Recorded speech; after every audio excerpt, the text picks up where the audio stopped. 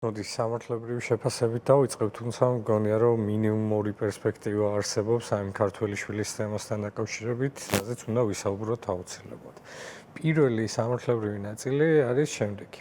თუ ადამიანი ამბობს, რომ მე მზად ვარ წავიდე ციხეში, ფიზიკურად შეუძლებელია ის რამე სხვა სკულს გარდა იმისა, რომ ჩაიდენს დანაშაულს.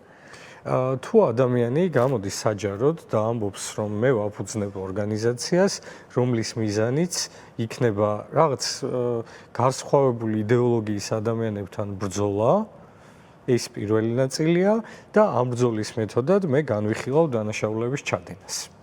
ეს არის სისხლის სამართლის დანაშაული, არ ჭირდება ამას რეალურ დროში ვინმე სცემა, არ ჭირდება უკვე დამდგარი შედეგი, ეს არის სისხლის სამართლის კოდექსით გათვალისწინებული დანაშაულის შემადგენლობა, დასრულებული დანაშაული, რომელზე რეაგირების ვალდებულებაც აქვს სამართალდამცავ უწყებებს. ომარ, ბოდიში უნდა შეგაწყვეტინებ, რომ ძალიან საინტერესოა ხარ, რასაც ლაპარაკობ და რაღაცნაირად რომ ავუხსნათ, გასაგები იყოს მაყურებლისთვის. ეს განცხადება და ეს ბრიფინგი საკმარისი იყო უკვე, ჯერ არ მომხდარი აი ამ მუქარის შესრულების მიუხედავად საკმარისი იყო, რომ რეაგირება ქონოდა სამართალს. კი ბატონო, სისხლის სამართლის კოდექსში არის რამდენიმე ალტერნატიული მუხლი, რომელიც შეიძლება ფანტასტიკურად აღწერდეს იმას, რაც ჩვენ მოვისმინეთ.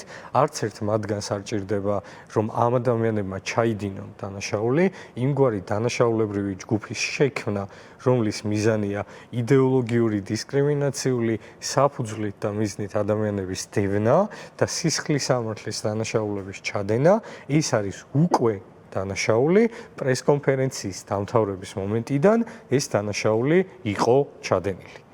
ამაზე რეაგირების ვალდებულება აქვს სამართალდამცავ უწყებებს, სამართალდამცავი უწყებები დღეს ეს ადამიანები მინიმუმ გამოკითხვაზე რომ არ არიან ნამყოფი, უკვე აგვიანებენ რეაგირებას. ეს არის ის სამართლებრივი ნაწილი, რაც ჩვენ კარგად უნდა გვესმოდეს. მეორე ნაწილი და არანაკლებ მნიშვნელოვანი არის პოლიტიკური პერსპექტივა ამ განცხადებას.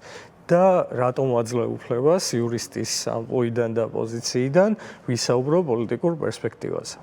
გრძელვადიან პერსპექტივაში, როდესაც ჩვენ გამოვხედავთ გარკვეული დროის შემდეგ იმას, რა ხდებოდა რეალურ დროში, ქართველის შვილის ეს პრესკონფერენცია ფანტასტიკურად აღწერს ამ პერიოდს. და რატომ? რეალურად ორგანიზაციას აფუძნებს მერიის მოქმედი თანამშრომელი და მერიის ბენეფიციარი, როგორც წარმატებული მწვრთნელი, რომელიც იღებს ყოველთვიურ დაფინანსებას სახელმწიფო უწყებიდან და სახელმწიფო უწყების მოქმედი თანამშრომელი. გამოდის, რომ რეალურად ჩვენ გვაქვს მოცემულობა, სადაც სახელმწიფო აფუძნებს ორგანიზაციას მასთან აფილირებული პირების მეშვეობით, რომელიც მიმართულია სისხლის სამართლის დანაშაულის ჩადენისკენ.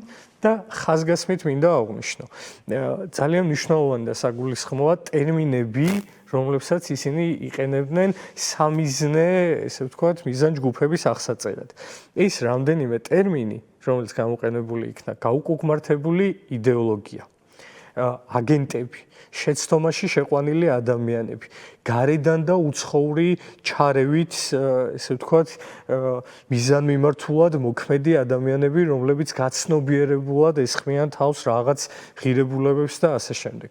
ეს რიტორიკა ერთ-ერთში იმეორებს კონკრეტული პოლიტიკური თანამდებობის პირების რიტორიკას, ნარატივს და უფრო მეტი ლიტერატურულად, ლექსიკურ დონეზე იმეორებს ყველაფერი იმას, რასაც ჩვენ იქამდე ვისმენდით პარლამენტის თავმჯდომარის, პრემიერ-მინისტრის და სხვა პოლიტიკური თანამდებობის პირების მხრიდან.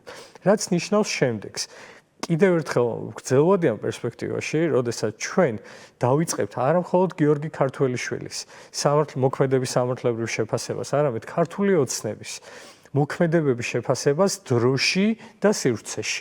გიორგი ქართველიშვილის პრესკონფერენცია ამ ორგანიზაციის დამფუძნებელი წევრების კავშირები პოლიტიკურ თანამდებობის პირებთან იქნება ერთ-ერთი მთავარი მტკიცებულება ქართული ოცნების ჩადენილი დანაშაულების აღსაწერად ჯამში.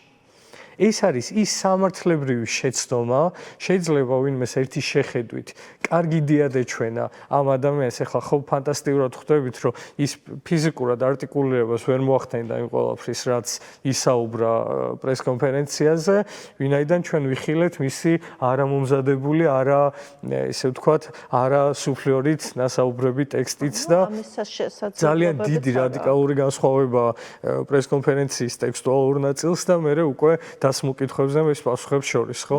ეს შეუიარაღებელი თვალითაც გარჩევადია. შესაბამისად, აქ კიდევ ერთხელ ამბობ, ხაზგასმით და ერთმნიშვნელოვნად, შეიძლება ვინმეს ეჩვენა კარგი დიად მსგავსი ორგანიზაციის შექმნის და ანონსება შიშის დასათესად საზოგადოებაში და ალბათ სწორედ ძალის დემონსტრირება იყო გენერალური მიზანი, რაც ემსახურებოდა, მაგრამ ჯამში მიიღეს ძალიან დიდი შეცდომა და შექმნეს მტკიცებულება საკუთარი თავის ხილებისთვის.